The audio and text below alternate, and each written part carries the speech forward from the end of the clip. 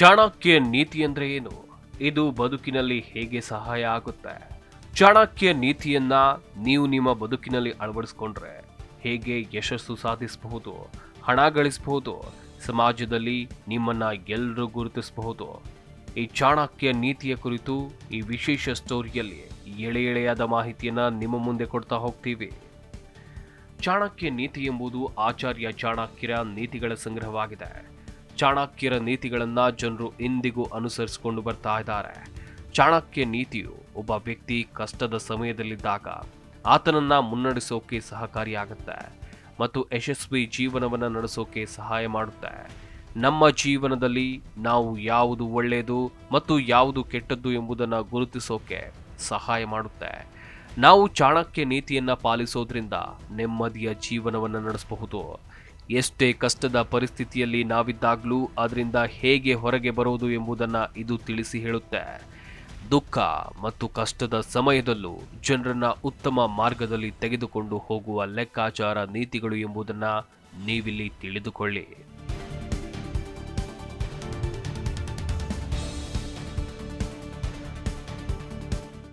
ಆಚಾರ್ಯ ಚಾಣಕ್ಯರು ತಮ್ಮ ಚಾಣಕ್ಯ ನೀತಿಯಲ್ಲಿ ತಾಮ್ರವನ್ನ ಹುಣಸೆ ಹಣ್ಣಿನಿಂದ ಉಜ್ಜಿದ್ರೆ ಸ್ವಚ್ಛವಾಗೋದು, ಹಿತ್ತಾಳೆಯನ್ನ ಬೂದಿಯಿಂದ ಉಜ್ಜಿದಾಗ ಸ್ವಚ್ಛವಾಗೋದು, ನದಿ ಸರಾಗವಾಗಿ ಹರಿದಾಗ ಮಾತ್ರ ಅದರಲ್ಲಿನ ಕೊಳಕು ತೇಲಿ ಹೋಗಿ ನದಿ ನೀರು ಶುದ್ಧವಾಗೋದು.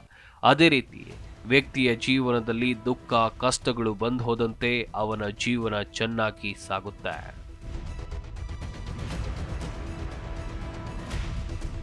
ಒಳ್ಳೆ ಜೀವನ ಶೈಲಿ ಇದ್ರೆ ಗೌರವ. ಆಚಾರ್ಯ ಚಾಣಕ್ಯರ ಪ್ರಕಾರ ರಾಜರು, ಬ್ರಾಹ್ಮಣರು ಮತ್ತು ತಪಸ್ವಿ ಯೋಗಿಗಳು ಇತರ ದೇಶಗಳಿಗೆ ಹೋದಾಗ ಅಲ್ಲಿನ ಜನರು ಅವರನ್ನ ಅವರ ವರ್ತನೆಯನ್ನು ನೋಡಿ ತಾವಾಗೆ ಗೌರವವನ್ನು ಕೊಡ್ತಾರೆ.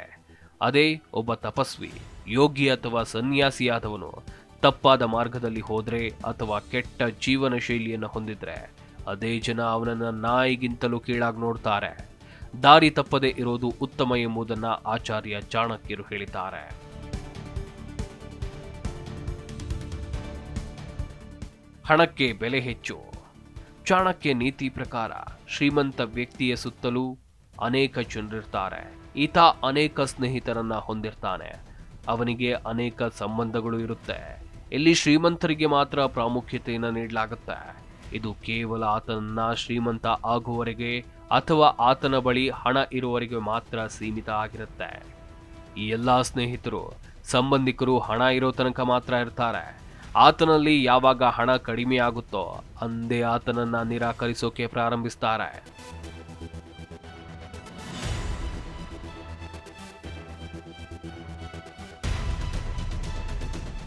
ಬುದ್ಧಿವಂತನಾದ್ರೆ ಹೀಗಿರಬೇಕು.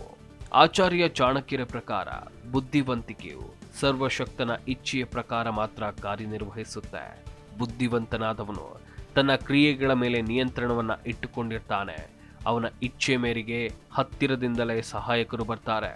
ಬುದ್ಧಿವಂತನು ಆತನ ಇಚ್ಛೆ ಪ್ರಕಾರ ಕೆಲಸ ಮಾಡಿದ್ರೆ ದಡ್ಡರು ಅಥವಾ ಬುದ್ಧಿ ಇಲ್ಲದವರು ಬೇರೆಯವರ ಮಾತಿಗೆ ಬೇಗನೆ ಮರಳಾಗ್ತಾರೆ. ಬೇರೆಯವರ ಮಾತಿನ ಆಧಾರದ ಮೇಲೆ ನಿರ್ಧಾರಗಳನ್ನು ತೆಗೆದುಕೊಳ್ಳುತ್ತಾರೆ.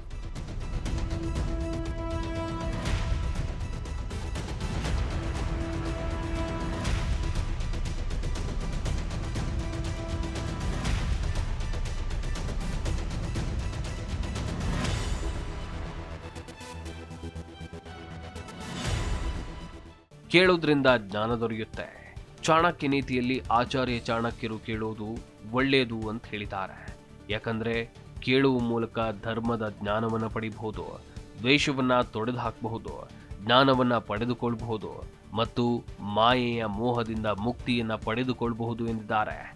ಆದರೆ ಒಳ್ಳೆಯ ವಿಚಾರಗಳನ್ನ, ಒಳ್ಳೆಯವರ ಮಾತನ್ನ ಮಾತ್ರ ಕೇಳಬೇಕು ಎಂಬುದನ್ನ ಗಮನದಲ್ಲಿಟ್ಕೊಳ್ಳಿ. ಚಾಣಕ್ಯ ನೀತಿಯನ್ನ ನೀವು ನಿಮ್ಮ ಬದುಕಿನಲ್ಲಿ ಅಳವಡಿಸಿಕೊಳ್ಳಿ, ಯಶಸ್ಸು ಸಾಧಿಸಿ.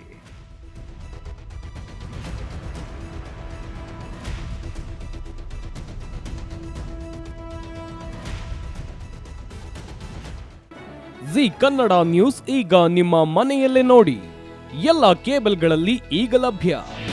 ನಿಮ್ಮ ನೆಚ್ಚಿನ ಜಿ ಕನ್ನಡ ನ್ಯೂಸ್ ಈಗ ಸನ್ ಡೈರೆಕ್ಟ್ ನಲ್ಲಿ number 292 Tata play number 1664, Jio TV number 1334, NXT digital number 30, in cable number 30, city networks 51, U digital number 162, GTPL number 17, Rockline telecommunications number 42, Shri Basaveshwara cable number 168, rural cable network 60, Vinayaka digital 57, Abhishek cable 821, city channel 53, Siddeshwara cable network 57, V4 digital Infotech 628, Surya digital networks 53, Gajanan digital number 836, Malnad infotech private limited number 56, metrocast number 830, victory digital number 167ರಲ್ಲಿ ನೋಡಿ ಆನಂದಿಸಿ.